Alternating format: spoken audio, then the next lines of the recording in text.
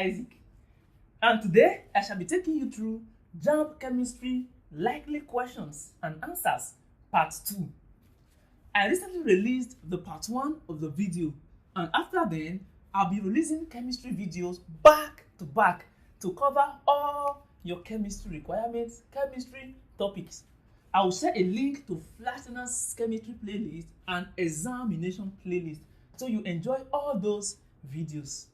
Now, part 2 of JAMB Chemistry Likely Questions. In this class, I shall be making use of the Flash Learners JAMB CBT application. The application contains thousands of JAMB past and likely questions, JAMB novels, and so many features. In fact, you can watch my videos directly from the app. So get one for yourself on Google Play Store or visit flashlearners.com. I will also share the link below so that you download it without stress. My number is there in case you have any question or query. Now, to make this video as simple as possible, I have broken down the various topics and questions answered in the description below. If you have anyone of interest, simply go there, click and watch, then you come back to the full video. I promise to make this video as simple as possible and to make this class as detailed as possible, because it is no news that a lot of candidates in UAR, no, in Nigeria, fear chemistry. So that fear is about to go now. So it's nice. Let us begin the journey. The major product of the dehydration of the compound above is dash. It says the major products of the dehydration of the compound. What is dehydration? Dehydration is simply the removal of elements of water. It is not the removal of water molecules. Remember, water is simply H2O, and the removal of water is referred to as drying. So, the removal of the elements of water is referred to as dehydration, which means if you are removing H from water or OH from water, you are dehydrating. Remember, when water dissociates, water forms hydrogen ion and hydroxy ion. This is why water can act as both acid and base. Now, the compound in question is what? It has the OH group. So this is obviously an alcohol, an alkanol. Should we name the compound? Yes. Remember, naming the compound is optional for knowledge, not to answer the question itself. So let me quickly take you through naming of this compound. We have CH3, COH, CH3, CH2,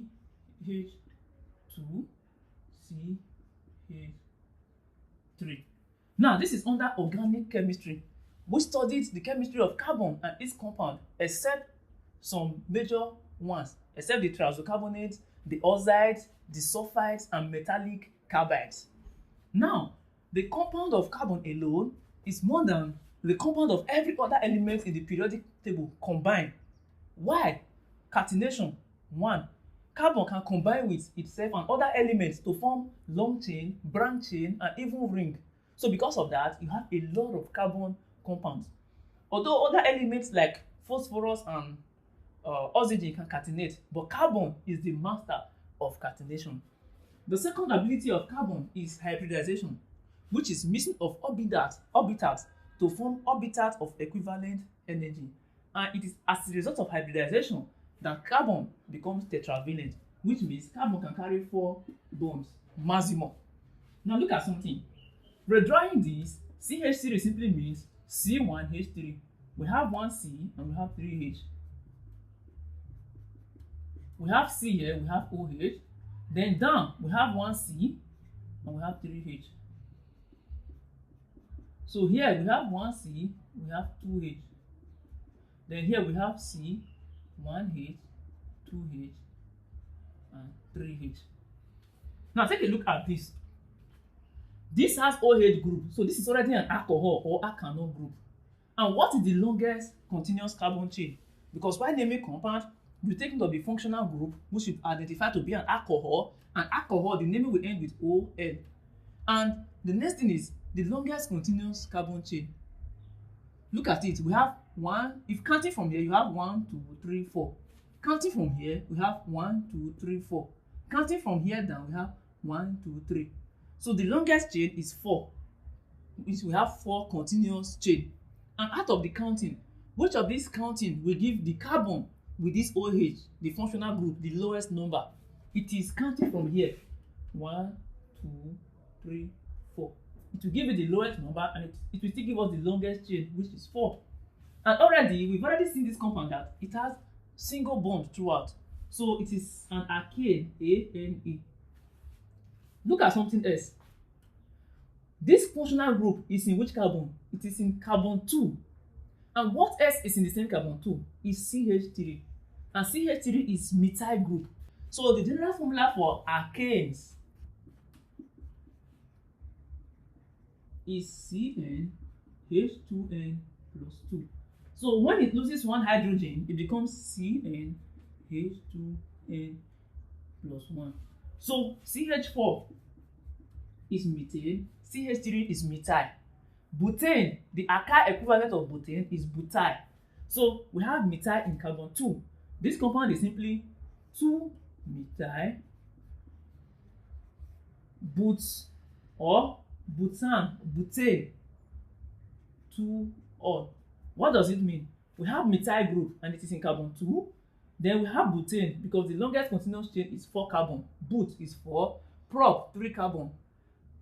Paint 5 carbon. Hes 6 carbon. Hept 7 carbon. Alt 8 carbon. 1 meat 2 it. So butane 4 carbon. A, it is an alkane, single bond throughout. And 2-ol mean the alkanol group or the alcohol group or the functional group is in the second carbon. So methyl is in second carbon, the alcohol is in second carbon. Now what does dehydration? Back to the question. What does dehydration of this compound mean? It simply means removing of H and OH. So looking at this compound, if you remove OH and you remove, let's say H from here, what will remain? It will remain something like this. This carbon now has 3 bonds, 1, 2, 3. So it's not complete. It's supposed to be 4 because carbon is tetravalent. So another bond will have to be formed here. So this is what will remain after dehydration. And this is referred to as an alkene.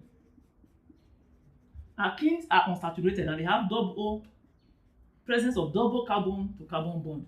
So this is what will remain. And writing this way, you simply have CH3, C, then CH2. 1 H gone, OH gone. CH2, CH3. So this is the result. So dehydration of alkanol or alcohols gives you alkene, ENE. And the correct option is option A. So this is double bond, as you can see here. Let's look at the next question. It says, which of the following represents an aromatic compound? Aromatic compounds are simply benzene and their derivative. Benzene is C6H6. This is benzene, 6 carbon, 6 hydrogen. Now, benzene has alternating double bond. If here is single, here will be double. Here is single, double, and every other thing, hydrogen. 6 carbon, 6 hydrogen. Benzene is an aromatic compound. So benzene can also be something like this. Here start with single, here can start with double, single, double, single, double, single. So in that case, benzene exhibits resonance, trying to be balanced. So the resonance structure of benzene is simply like this. To show that the single bond can be anywhere and the double bond can be anywhere. Now, benzene is an aromatic compound. Its derivatives are also aromatic. So looking at all these options, option D has OH here. So instead of hydrogen, we replace it with OH. And what does that give you? A derivative of benzene called phenol. So that is aromatic. Which of the following is a physical change? Physical change is simply a change in which no new substance is formed and it is reversible. Option A, burning kerosene. Burning kerosene is a chemical change. It's not reversible. and new substance is formed. If it were reversible, you will not be buying kerosene all the time or buying fuel all the time. Once you put fuel in your gen, it burns, it goes. Kerosene, it goes. So it changes. It cannot be reversed, and it requires much heat change. So that is a chemical change. Option B, freezing ice cream. Freezing ice cream, when you remove it from the freezer, what happens? It melts. So it goes from solid back to liquid. So you can even heat it. So that is a physical change, because when you freeze ice cream, no new substance is formed and it can be reversed. Option C says exposing white phosphorus to air, and option D says dissolving calcium in water. These are chemical changes. Even if you don't know what others are, so long they say which of the following is physical change, and you are very sure that freezing of ice cream is physical change, you know, what's your problem with other ones? Just choose your answer and go. So don't be thinking exposing white phosphorus to air, what do we form? What happens? Wasabi is doing you. So you have to leave that habit. It's a bad one. And the next question says, the characteristics of the alkane family is dash. Anytime you see alkane ending with A-N-E, it simply means single bond throughout. Single carbon to hydrogen bond. And they are saturated, meaning the bonds are complete. So which reaction can they undergo? A, addition reaction. No. Why? There is no double bond, no bonds to add any element to. So it is already saturated. You cannot add any other thing. Option B says elimination reaction. In organic chemistry, we don't talk much of elimination. What are you eliminating? Option C says substitution reaction. If I want to eliminate, something is gone, so you have to replace it. That doesn't work, yeah? Option C says substitution reaction. What is substitution? To replace, meaning you can replace anyone here. So hydrogen can be replaced with chlorine. So that is substitution. Yes, alkene family undergoes substitution reaction, and they also undergo combustion. That is their major reaction. But for organic compounds with double bond, they can undergo addition reaction, meaning one of the bonds will be broken for something else to come in. So that is alkenes and alkynes. They undergo addition, they undergo combustion and substitution if possible. Yeah. So the next question. Two hydrocarbons, S and Y, were treated with bromine water. S decolorized the solution and Y did not. Which class of compound does Y belong to? Take a look at something. Bromine water is used to test for unsaturation, which means since alkanes they contain single carbon to carbon bond, they will not react with bromine water. Meanwhile, alkenes and alkynes, they react with bromine water. They turn bromine water colorless. So looking at option A, B, C, and D, they are unsaturated. They contain double bond. So alkanes doesn't have double bond, so it doesn't react with bromine water. Consider the equation below. You are given CrO2O7 2 minus. So this compound,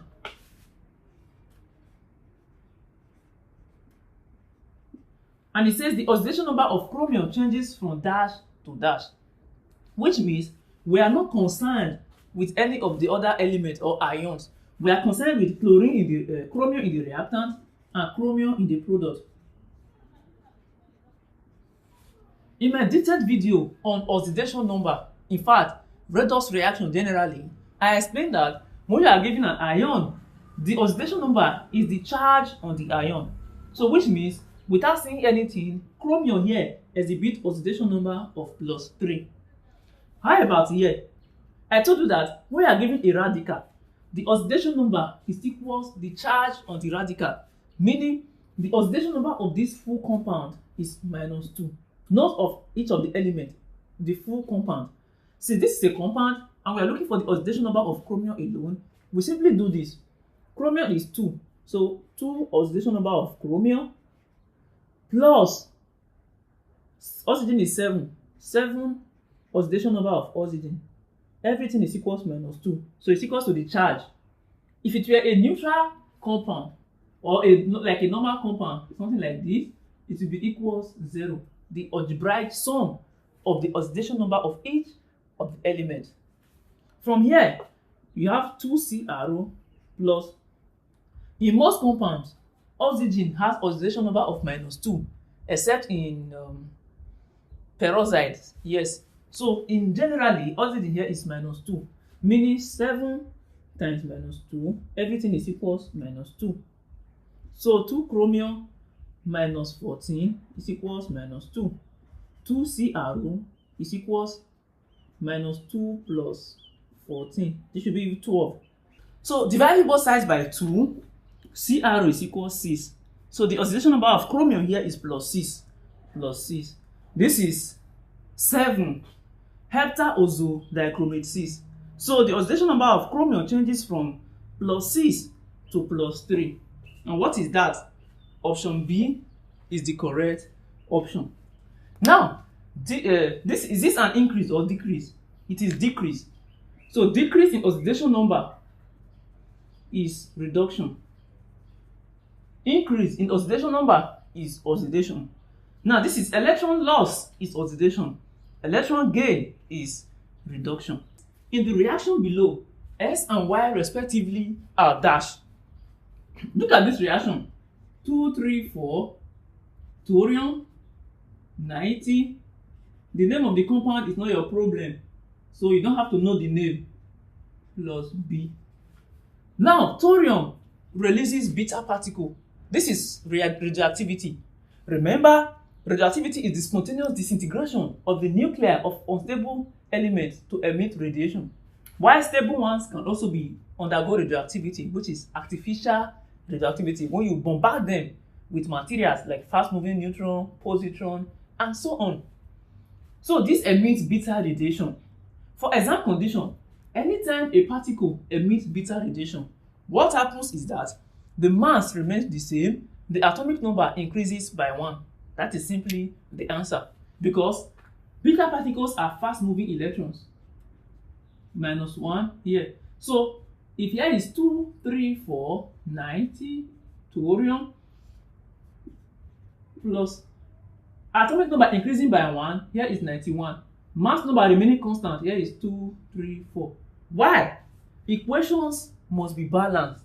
So if this is balanced, here is 90, here is 90 minus 1, and that is 90. So it is balanced. Take note, anytime beta particle is emitted, the mass remains the same, the atomic number increases by 1. And if this were to be alpha particle, this is alpha. Alpha simply means helium nuclei, which is mass of 4, number of 2. So which implies that here will simply be He4 2. What will now be Y?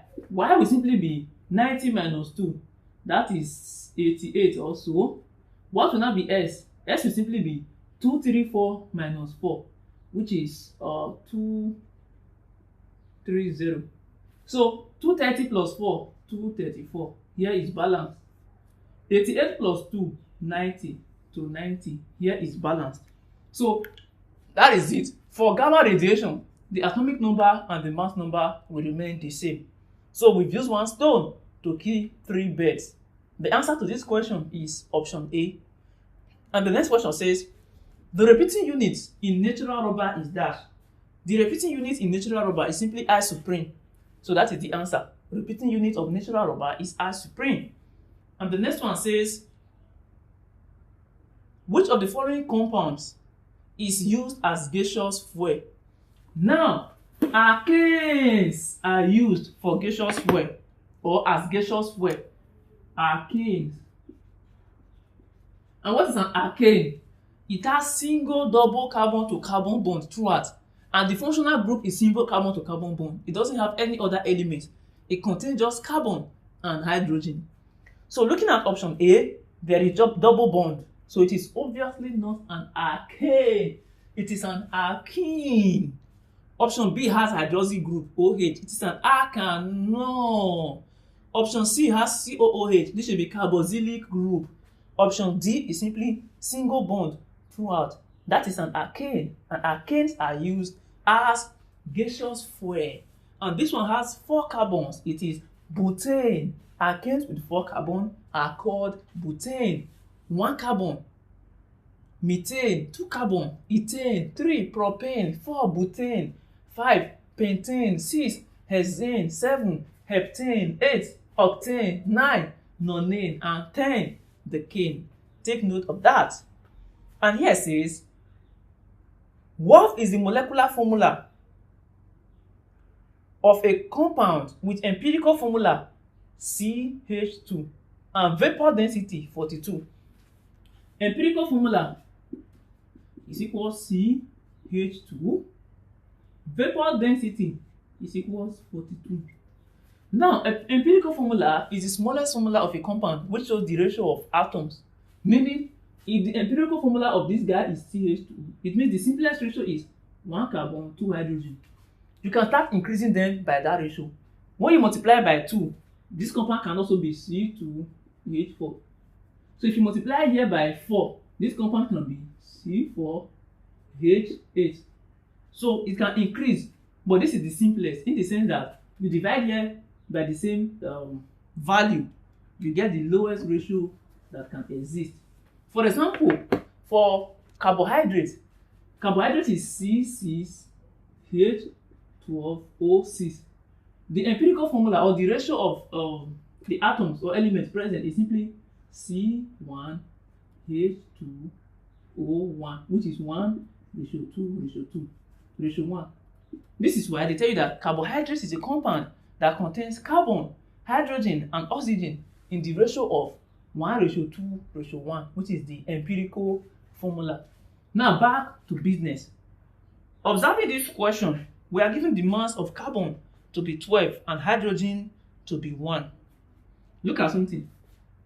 Empirical formula times 2 is equals relative molecular formula. Look at something else.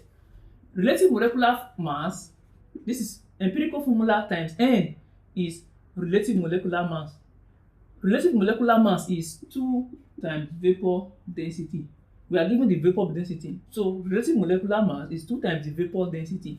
And the mass of carbon is 12, hydrogen is 1. So what is the empirical formula? Empirical formula is CH2. CH2 times N is equals relative molecular mass, and it is 2 times vapor density, which is 2 times 42. Will that give you 84? Yes, that should give you 84. What next? If this is C, this is H2, we are simply looking for the value of N, which is what we use to multiply each of them. How do we get the value of N? We already have the mass of carbon and the mass of hydrogen. So carbon is 12, hydrogen is 1, but we have 2 hydrogen. 2 times 1, 2, right? So this is 2 times N is equals 84. 12 plus 2, this is 14. So 14N is equals 84. N is equals 84 divided by 14. 2 go to 84, 42. 2 into 14, that should be 7. So 42 divided by 7, that should give you 6. Now that N is equals 6, what's the question self again? What is the molecular formula? Molecular formula is simply CH2 times N. This is the molecular formula, and N is 6. So we have CH2 times 6. 6 times carbon, or 6 times 1 is 6. 6 times 2, 12. So that is C6H12 is the molecular formula, which means we multiply the empirical formula by 6, 12, making option A the correct option. D with atomic number 1, mass number of 2, plus T with atomic number of 1, mass number of 3, react to give you helium and nitrogen, neutron is giving off, energy is also giving off. The reaction above illustrates dash. Now look at the reacting side. The highest mass is 3 and the highest atomic number is 1. So the first one is deuterium, the second one is tritium. They are isotopes of hydrogen. Now, in the product side, we have a larger atomic number and a larger mass number. This means smaller nuclei, they've come together to form a larger one. And what is that referred to? Fusion. So when two lighter nuclei, they come together to form a bigger one, nucleus of relatively larger mass, we say there is fusion. And energy in the sun is produced via nuclear fusion. Then it reaches us via radiation. So the phenomenon here is simply nuclear fusion. The next question says, the IUPAC name of this compound, International Union of Pure and Applied Chemistry, the standard for naming compounds.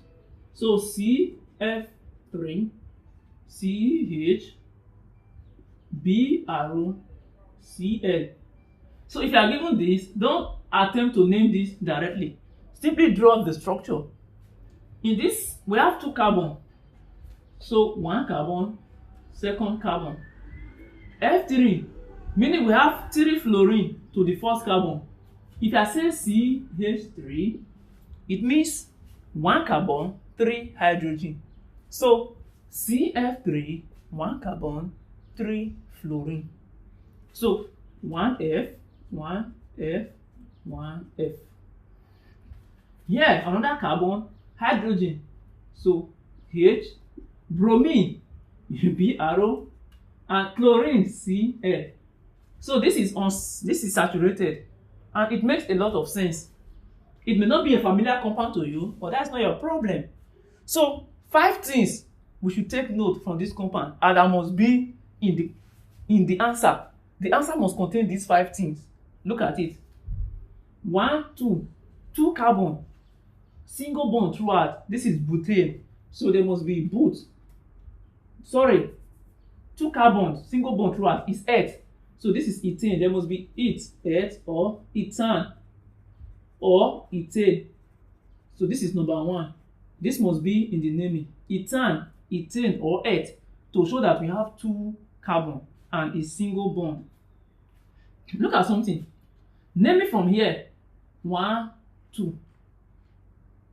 This will be a good naming because starting from here, it will give more functional group the name, because the first one contains 3 functional group, the second carbon contains 2.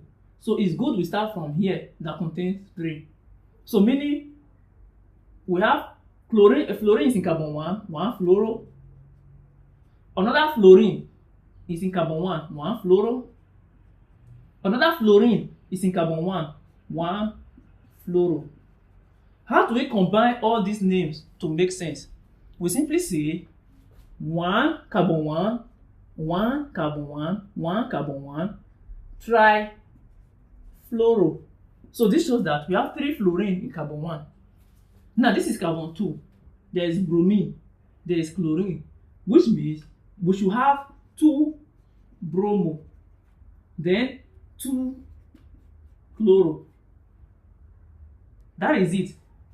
All these things must be in the name. So now let's assume you don't know how to combine the naming of organic compounds. What you simply do is, having drawn out this fact, look for option that contains all of them. Look at something you should take note of. When dealing with iodine, halogens, when arranging them, arrange them in alphabetical order. Meaning, bromine should come first, bromo, chloro, fluoro, iodo. Astatine, okay, that one will come first. Alphabetical order. So which means all these things must be in the correct option, and bromine must come first, followed by chlorine, then fluorine. Looking at these options, in option A, chlorine comes before bromine, so it is wrong. Looking at option B, bromine comes before chlorine. Option C, bromine comes before chlorine. So option B and C make sense. Option D, trifluoro, fluorine comes first, so it's not supposed to be so. So meaning we've eliminated option A and D by inspection. So from B and C, let's see if B contains everything we need. 2 bromo, correct. 2 chloro, correct. 111 trifluoro, 111 trifluoro, correct. Ethane, correct. So it is very, very correct. Option C started numbering from here when this one has more of the functional group. So option B is the correct option. I'm going to question number 14. The intermediate product formed when ethanol is progressively oxidized to ethanoic acid with potassium heptaoxodichromate 4 is dash. In other words, the partial oxidation of ethanol will give what? Partial oxidation of ethanol will give ethanol. Complete oxidation will give ethanoic acid. So partial oxidation of alkanals, they will give you alkanals, the corresponding alkanals. And complete oxidation will give you alkanoic acid. So option B is correct. An organic compound reacted with bromine water to give a colorless solution. The compound is probably dash. Reacts with bromine water to give colorless solution. It will be alkene or alkyne. I said this earlier. And to differentiate between alkene and alkynes, you can use silver salt. So terminal alkynes will react with silver salt. Alkenes will not react. So in this case, option A is the correct option. And this question says, carbohydrates are compounds containing carbon, hydrogen, and oxygen in the ratio 1:2:1. I mentioned that few minutes ago. And this is, now alkanones and alkanates, they are carbonyl compounds. They contain C double bond to O. And carboxylic acid is different from them because for carboxylic acid you have C, we have O, the O to H, this O single bond O to H, and we have OH. But for carbonyl compounds, the C double bond to O is at the middle, it's not terminal. So since this C to O has other carbons in between, it is an alkanone. If it were to be at the terminal, let's say here, it will simply be alkanate. So the option here is alkanone. The C double bond to O is not at the end, it's in the middle. That is the difference between alkanone, O-N-E, and A-L-S. So option C is correct. Which of the following represents hybridization in ethynes? Ethine is sp hybridized. Ethanes or alkanes, A-N-E, are sp3 hybridized. Benzene, sp2. Alkene, E-N-E, sp2 as well. Take note of that. And this is, which of the following is used as fuel in miners' lamp? Ethine is used. Alkanes are also called paraffins. Alkynes or olefins. Alkynes, acetylene. So acetylene gas is used in miners' lamp. And this is the general formula for haloalkanes, where S represents the halide is dash. What is haloalkanes? Now haloalkanes, one, alkane is there. So meaning we are talking about alkanes and halogen. If you are talking about alkanes and halogen, remember the general formula for alkanes is simply CN H2N plus 2. And I told you that alkanes undergo substitution reaction, meaning instead of this H2N plus 2, one hydrogen will be removed. So it will remain one hydrogen and it will be replaced with something else. Since we are talking about halogens, which is fluorine, chlorine, bromine, iodine, and astatine, we simply put the halogen here S. So hydrogen is reduced by 1 to introduce halogen. That makes option C the correct option. And if you remove the hydrogen without adding any other thing, it becomes alkyl. So in fact here is alkyl halide, because alkyl, when alkanes loses one hydrogen or lost one hydrogen, it becomes an alkyl. So alkyl halides, halogen alkanes. And this is the shape of s orbital is dash. The s orbital is spherical. The p orbital is dumbbell. The d orbital is dumbbell, and the spdf, the f is complex. So s is spherical, sp is dumbbell, D is double bond bed, and F is complex shape. That is shape of orbitals. And the next question says, a particle that contains 11 protons. What is proton? Proton is simply atomic number. So the atomic number is the number of protons in an atom. So this simply means that this particle is in number 11 in periodic table. Remember, periodic table is arrangement of elements according to their atomic number. So which means this element will be hydrogen, helium, lithium, beryllium, boron, carbon, nitrogen, oxygen, fluorine, neon, sodium. So this is obviously sodium. It contains 12 neutrons. N is equals 12. And what is atomic mass? Atomic mass is equals proton plus neutron, and that is 23. Remember, the mass of an atom is concentrated in the nucleus. So mass, proton plus neutron. This is the mass. And it says 10 electrons. So electron is equals 10. Look at this. For a neutral atom, an atom that is neutral, the number of proton is equals the number of electron. Now, since the number of proton here is not equals the number of proton, this means that this atom is not neutral. It has lost one electron, as you can see. So the atom we are talking about is simply sodium ion, not sodium atom. Sodium ion is sodium atom that has given out one electron.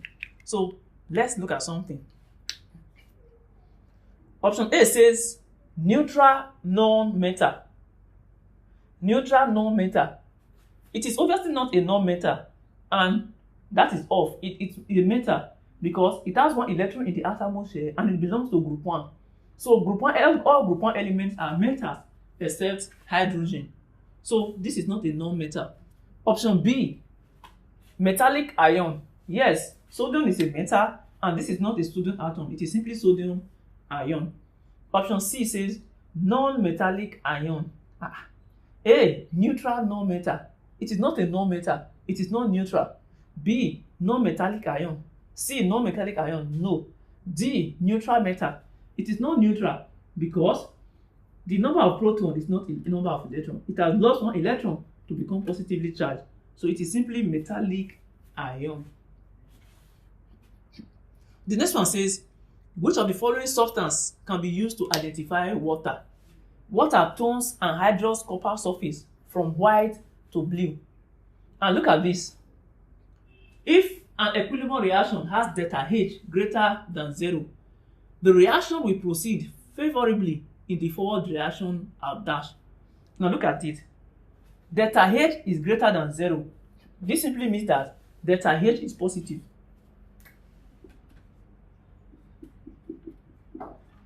And if delta H is positive, that reaction is endothermic. Endothermic reaction are reaction that needs heat to proceed. It absorbs heat from the atmosphere or from surrounding. It needs heat to proceed spontaneously. So heat will favor the forward direction because this reaction is endothermic. So increasing the temperature will make the reaction move in the forward, and reducing the temperature will make it move in the backward. If delta H is negative, it simply means the reaction is exothermic. So it gives off heat. It doesn't need heat to go, which means for exothermic reaction, reduction in temperature will favor the forward reaction, and increase in temperature will favor the backward reaction because it doesn't need high temperature to proceed spontaneously. In fact, it gives out heat. The product is hotter than the reaction. So in exothermic reaction, exo giving out heat, the reacting vessel becomes cool after the reaction because it has given out heat, and the temperature of the product is higher than that of the reactant. Heat content of product is higher than that of the reactant. So I hope that is enough. And the next one says, the presence of impurity in the substance will cause the melting point to dash. Impurities reduces melting point and it increases boiling point. Take note of that. And this says, diffusion is lowest in solid particles than in particles of liquids and gases because now diffusion is faster when there is large surface area. This is why sawdust, diffusion will take place in sawdust more than the saw wood itself. This is because sawdust has more surface area. So let's take a look at the option. Diffusion is slowest in solid particles than in particles of liquids and gases because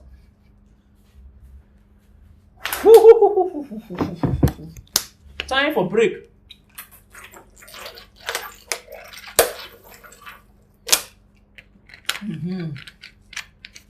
Let's refuel. So we move. Option A says solid particles have more kinetic energy than the particles of liquids and gases. Kinetic energy is simply energy due to motion. So since gases and liquids, they have more tendency to move than solid, it simply means gases, they have more kinetic energy than solid. So option A is wrong. Option B says solid particles have less kinetic energy than the particles of liquids and gases. Yes. C, solid particles have less restriction in their movement than liquid and gases. Solid particles, they have more restriction than liquid and gases, more, not less. And option D says the particles in solids are far apart and the coercive force between them are negligible. It is the particles in liquid and gases that are even far apart. And for gases, the coercive force between them is negligible. So option B is correct. Arcanones are generally obtained by the oxidation of that. When you oxidize secondary arcanones, you form arcanones. In secondary arcanones, you have two carbon atoms directly linked to the atom, to the carbon carrying the functional group. So when you oxidize secondary arcanones, you get arcanones. And the next one says, tincture of iodine means iodine dissolved in dash. When iodine dissolves in ethanol or alcohol, you get tincture of iodine. I explained that in my video of non-metals and their compound. That video is so detailed. It contains everything about non-metals, their compound, reaction uses. In fact, I don't need to describe that video. Just watch that video. You will send me money after that. So, when iodine dissolves in ethanol, it forms tincture of iodine and it is used in treating wounds in hospital. 24 grams of magnesium react with dilute hydrochloric acid. Calculate the volume of hydrogen gas evolved at STP. So this is metal reacting with acid. When metal reacts with acid, hydrogen is given off. So magnesium reacts with HCl to give you hydrogen H2 plus magnesium chloride, which is salt. Now, this H2 is constant, hydrogen gas is evolved. In this case, the equation is not balanced because we have two hydrogen here and here it is just one. So meaning we need to increase here to 2. Increasing here to 2, chlorine is not balanced. So we have molecule of chlorine here, Cl2. So one magnesium, 2 hydrogen, 2 chlorine, 2 chlorine. 1 plus 2 plus 2, 5. 1 plus 2 plus 2, 5. So the equation is balanced. What does that mean? Which means 24 grams of magnesium will liberate 1 mole of hydrogen. Because 1 mole of magnesium is 24 grams. So 24 grams of magnesium will give 1 mole of hydrogen, which is 1 gram of hydrogen. Now, in terms of volume, 1 mole of any gas is simply 22.4 dm cube. So since 24 grams of magnesium is able to liberate 1 mole of hydrogen, it simply means that 24 grams of magnesium gives 22.4 dm cube of hydrogen. That is the volume. Now, what if 1 mole of magnesium gave 2 mole of hydrogen? That will simply be 2 times 22.4 dm cube. So it's just simple mathematics. And the next question, in the reaction below, the substance that will increase the rate of production of ammonia is dash. That is finely divided iron. This process is called Haber process. I also have a video on industrial processes and the processes and the products. Contact process is used to produce H2SO4 and Haber process is used in the production of ammonia. Finely divided iron is used as catalyst, and finely divided iron simply means powdered iron. The products obtained when a mixture of benzene vapor and hydrogen are passed over a nickel catalyst at 180 degrees Celsius is dash. That is simply catalytic hydrogenation of benzene. And catalytic hydrogenation of benzene will give you cyclohexane. Which of the following salts will turn blue litmus red? For a salt to turn blue litmus red, it simply means that the salt must contain acid. Which means this question is trying to ask us, which of the following salts is an acidic salt? Now, salts are formed, or they are compound formed when the hydrogen ions in an acid is replaced by a metal. Remember, according to Arrhenius, acids are substances which when dissolved in water produces hydrogen ion, and bases are substances which when dissolved in water produces hydrogen ion. According to Bronsted and Lowry, acids are proton donor while bases are proton acceptor. So when the hydrogen ion in an acid is replaced by a metal, salt is formed. If the hydrogen ion is totally replaced, we form a neutral salt or a normal salt. If the hydrogen ion is partially replaced, meaning there is still hydrogen ion, we form an acid salt. So acid salt is all of them here. Which one contains H? Option A says potassium hydrogen tetraoxosulfate 6. So is that KHSO4? Yes. Does it have H? Yes, it is an acid salt. B, sodium triisocarbonate, no H, neutral. C, zinc chloride hydroxide. This one even has hydrogen. So there's hydrogen group, that is basic salt. Basic salt will contain OH, not all the OH are replaced. This one, sodium tetrahydrozincate 2, which means it has hydrogen, basic salt. So it is acid salt that will turn blue litmus red. So A is correct. Which of the following compounds is composed of aluminium, silicon, oxygen, and hydrogen? It is simply clay. Clay contains aluminium, silicon, and hydrogen. So which is Al2Si2O, I think 5 or 7. Then hydrogen. Okay, it contains OH. That should be 4. This is clay. It should be correct. 5. So this is clay. So it contains aluminium, silicon, oxygen, and hydrogen. And the next question says, aluminium is used as an electric cable due to its good conductivity. And the next one says, given that mass M is the mass of a substance deposited during electrolysis and Q is the quantity of electricity consumed, then Faraday's first law can be written as dash. Faraday's first law states that the mass deposited is directly proportional to the quantity of charge. So we don't solve with proportionality sign, we change it to equality sign. So given M is equals KQ, which means we've introduced a constant. But in Faraday's law, the constant is E, which is electrochemical equivalent. So mass is equals EQ. In the reaction above, the concentration of SO3 can be increased by dash. Delta H is negative, which means this is an exothermic reaction. Exo. And the next thing it says, the concentration of SO3 can be increased by dash.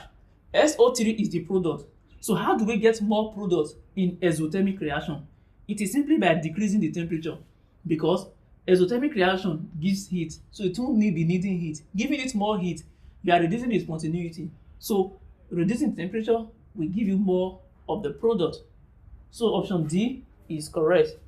An example of a hygroscopic substance is dash. Looking at all of the options, our option C is a drying agent. So most or all drying agents are hygroscopic. This is under the characteristics of salt. Salt can be efflorescent, deliquescent, and hygroscopic. If I give you something like this, let me say something like this. Na2CO3 dot 10 H2O. This substance contains water of crystallization.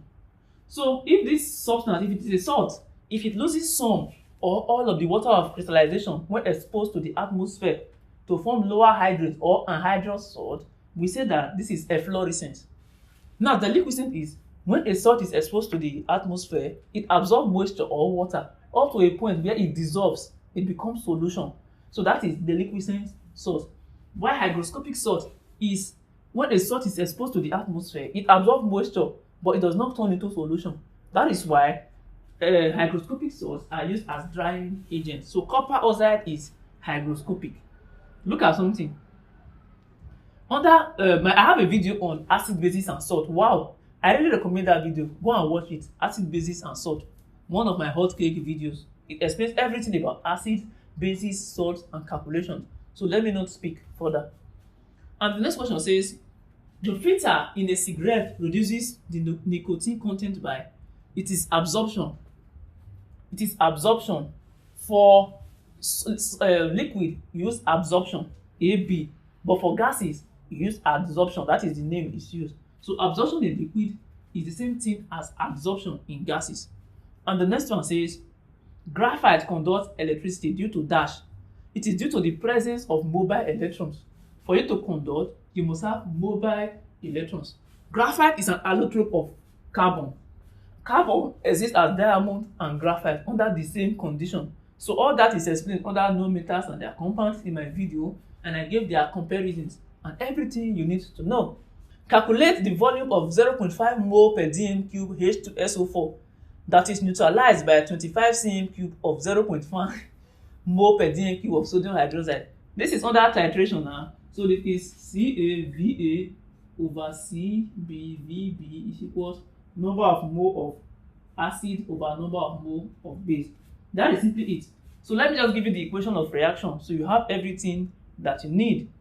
The acid is H2SO4 and the base is sodium hydroxide. So let me see. So H2SO4 plus NaOH under complete neutralization will give you Na2SO4. This is salt plus water, H2O. So 2 is here to balance the other guy. So that should be the balanced equation. And the number of mole of acid is 1, base is 2. So this is CaVa over CbVb is equals acid is 1, base is 2. So let me see any other thing I can point out. The concentration of acid, they said 0.5 mole per dm cube. Therefore, base 0.1. So here is 0.5, here is 0.1. What else? Base Va. Okay, we are looking for the volume of the acid. Okay, Va is the equation, and the volume of the base used is 25 cm cube. Okay, cm cube, which you may want to convert to dm cube, or any answer you get will be in cm cube. No need to convert. So this is 25. I didn't want to solve this, but I've solved it. 0.5 times Va over 0.1 times 25 is equals 1 over 2. So that should give you 2.5 cm cube. So I'll just do the questions and the answers. So just as the ending part of the class. This is not part of the class. It is just additional knowledge. And it's very helpful. And many questions will come out in the exam. So this is, which of the following halogen is the most reactive? Fluorine is the most reactive halogen. Now, phosphorus is stored underwater to prevent it from dash. It is to prevent it from catching fire. Which of the following carbon is a constituent of lead pencil? Graphite is the allotrope of carbon and it is a constituent of lead pencil. And this one says ammonia gas can be dried using dash. Ammonia gas can be dried using calcium oxide. You can call that quicklime. And the next one says which of the following gases is employed in anesthesia? It is laughing gas, N2O. That is what is employed in anesthesia. And looking at the next question, it says which of the following gases has a characteristic pungent smell, turns red litmus paper blue, and forms dense white fumes with hydrogen chloride gas? It is ammonia, NH3. And this is when aqueous ammonia is added to one of the following, it dissolves. Identify the solution. It is simply copper sulfate, CuSO4 aqueous, and it is a deep blue colored solution that is formed. The next one says which of these gases can be used for demonstration of fountain experiment. Fountain experiment, they need very soluble gas for demonstrating fountain experiment, and ammonia and HCl are used for fountain experiment. And this next question says, when a solution of ammonium triisocarbonate 4 is added to a solution of an unknown salt, a white precipitate which is soluble in dilute hydrochloric acid but insoluble in ethanoic acid is formed. This indicates the presence of that calcium ion, Ca2+.